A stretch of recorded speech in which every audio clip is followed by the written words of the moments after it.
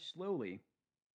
Of course, this plan will make your reading more slowly, and many trashy tales will cease to interest you, for they do not contain the real elements of interest. But this is no loss, but is a decided gain for you. At the end of each reading, take the time to mentally review the progress of the story.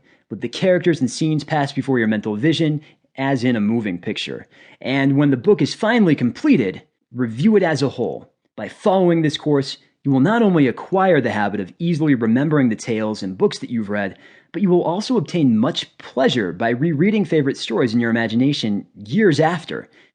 You will find that your favorite characters will take on a new reality for you, and will become as old friends in whose company you may enjoy yourself at any time, and whom you may dismiss when they tire you, without offense.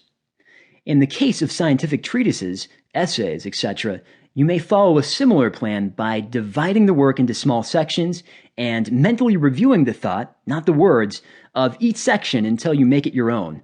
And then by adding new sections to your review, you may gradually absorb and master the entire work. All this requires time, work, and patience, but you will be repaid for your expenditure. You will find that this plan will render you impatient at books of little consequence and will drive you to the best books on any given subject. You will begin to begrudge your time and attention and hesitate about bestowing them upon any but the very best books. But in this you gain. Of course, to fully acquaint yourself with a book before reading it, you should familiarize yourself with its general character. To do this, you should pay attention to the full title and the subtitle, if there be any, the name of the author and the list of other books that he has written, if they are noted on the title page, or the one preceding it, according to the usual custom. You should read the preface and study carefully the table of contents, that you may know the field or general subject covered by the book. In other words, endeavor to get the general outline of the book, into which you may afterwards fill in the details. In reading a book of serious import, you should make it a point to fully grasp the meaning of each paragraph before passing on to the next one. Let nothing pass you that you do not understand, at least in a general way.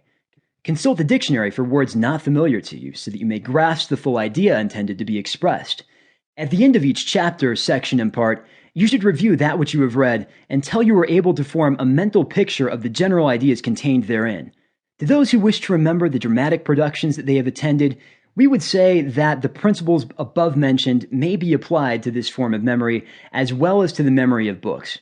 By taking an interest in each character as it appears, by studying carefully each action and scene, and then reviewing each act in the intervals between the acts, and by finally reviewing the entire play after your return home, you will fasten the whole play as a complete mental picture on the records of your memory.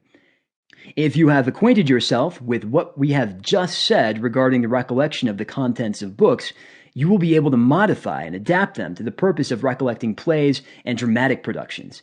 You will find that the oftener you review a play, the more clearly you will remember it. Many little details overlooked at first will come into the field of consciousness and fit into their proper places. Sermons, lectures, and other discourses may be remembered by bestowing interest and attention upon them, and by attempting to grasp each general idea advanced, and by noting the passage from one general idea to another.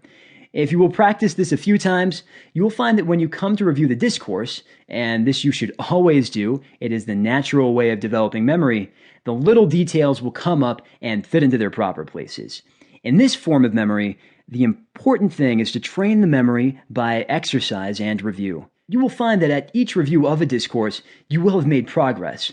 By practice and exercise, the subconscious mentality will do better work and will show that it is rising to its new responsibilities. You have allowed it to sleep during the many discourses to which you have listened, and it must be taught new habits. Let it know that it is expected to retain that which it hears, and then exercise it frequently by reviews of discourses, and you'll be surprised at the degree of the work it will perform for you. Not only will you remember better, but you will hear better and more intelligently. The subconsciousness, knowing that it will be called upon later to recollect what is being said, will urge you to bestow the attention necessary to supply it with the proper material.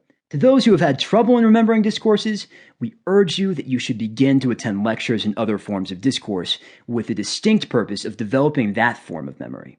Give to the subconscious mentality the positive command that it shall attend to what is being said and shall record the same in such a way that when you review the discourse afterward, you will be presented with a good synopsis.